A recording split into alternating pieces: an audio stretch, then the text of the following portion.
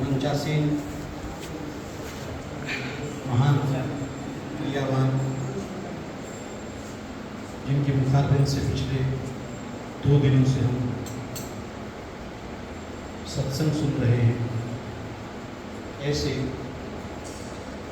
परम ज्ञानी विशुद्ध क्रियावान कथनी और करनी की एकता को धारण किए हुए ऐसे सरल सहज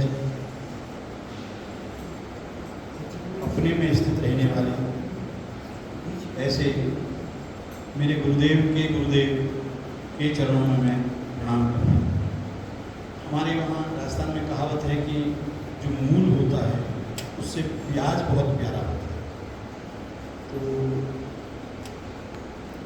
आप मूल गुरु, उसके बाद में मैं तो प्याज हुआ, तो मूल तो आप हैं, मैं प्याज हूँ, तो प्याज प्रिय होता है, अर्थात मुझ पर आपकी प्रियता बनी रहेगी। बेटा जितना प्रिय नहीं होता उतना पोता प्रिय लगता है। पोता प्रिय लगता है, पोता दादा को अपने बचपन में ले जाता है, अपने बचपन में ले जाकर एहसास कराता है कि क्योंकि जिस वक्त वो दादा बनता है, बेटा पिता बनता है, तब तक उसकी दुनिया कुछ और होती है, वो भाग दौड़ में रहता है, भाग से पता ही नहीं चलता कि मेरे बेटे का बचपन कब बीत गया, उसको मैंने खिलाया नहीं, घुमाया नहीं, फिराया नहीं, उसका भाग दौड़ का संघर्ष का जीवन होता है।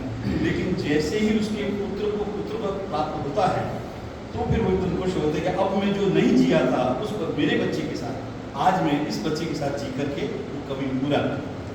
तो इस तरह से हमारे यहाँ इस तरह की प्रथा रही। तो चूँकि सत्संग का आज दूसरा दिन आज हमारे यहाँ सत्संग का रहा। हमारे वहाँ पर एक खाकी संप्रदाय के महात्मा जी ब्रह्मलीन हो गए, तो खाकी संप्रदाय से तो वो भागवत पढ़ते थे और वर्षों तक हमारे 20 वर्षों तक हमारे गांव में कुटिया बनी हुई है वहाँ पर विरासत। तो उनका माता जी को एक विशेष स्नेह प्राप्त था, तो उस वक्त 4 दिवाली नहीं थी, तो बिना उन्होंने कहा जब भी कोई दूर से भी आओ कुछ बोल के आओ, ऐसी एकाएक मत आ।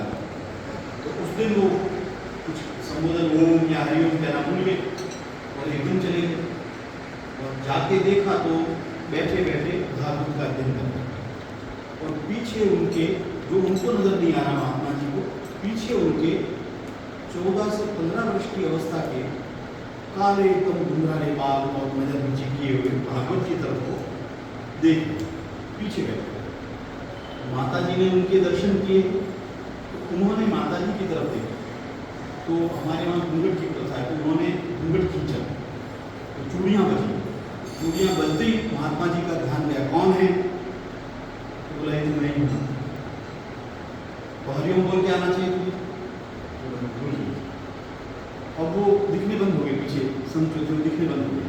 तो माता जी ने अंदर जाके देखा, दीवार के पीछे देखा, उधर देखा, बोले क्या देख रही है? बोले यहाँ तो आपके पीछे महात्मा जी बैठे थे, वो नजर नहीं आया, कौन नजर? कोई नहीं आया। फिर उन्होंने कहा पगली वो सुखदेव मुनि थे, सुखदेव मुनि थे और मैं तो भागवत अध्ययन कर रहा था, तू भाग्यशाली है, तुझे उसके दर्शन हो गए, बस मैं तो यही बैठा हुआ। तो ऐसा माना जाता, मान्यता है कि जहाँ रामायण का वाचन मनन चिंतन होता है वहाँ किसी न किसी रूप में हनुमान जी कराते हैं। और ऐसी भी मान्यता है कि जहाँ भागवत का अध्ययन होता है वहाँ पर सुखदेव मुनि श्री कृष्ण। तो ऐसी कई घटनाएं माता जी के साथ आध्यात्मिक भी घटित हुई। पिताजी योगी थे, वो जूनागढ़ में गए थे, तो उनका एक संस्मरण मुझे याद आता है कि वो 3 दिन से भूखे थे और जंगलों में घूम रहे थे, कोई सहारा मिल जाए इस तरह से। तो चलते चलते उनका पाँव एक ऐसी जगह पड़ा जहाँ से खोखला आवाज़ आती है, तो उन्होंने पाँव को बजाया तो नीचे एक बहुत बड़ी शिला थी।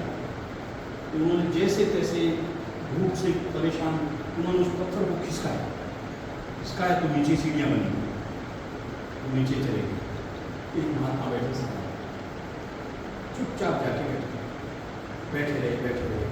पिताजी बड़े भाई साहब को बताते कि कम से कम मैं 30 मिनट तक बैठा रहा, ना तो उन्होंने मुझे देखा, बस चुपचाप बैठा। फिर क्या हुआ, फिर उनकी आँख खुली और कहता रुका है तो वो अपना चिमटा उठाया और गुफा के अंदर की कोई गुफा में और तो वहाँ से कुछ जमीन पर उठ के लाया। धुनी चल रही थी, एक सिक्का उन्होंने पिताजी की तरफ फेंका और एक खुद ने सिक्का और अपने लिए।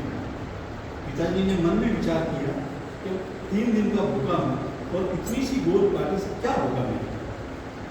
तो उन्होंने जैसे वो भोजन किया तो उन्हें लगा कि जीवन में पहली बार भोजन से तृप्ति का एहसास हुआ।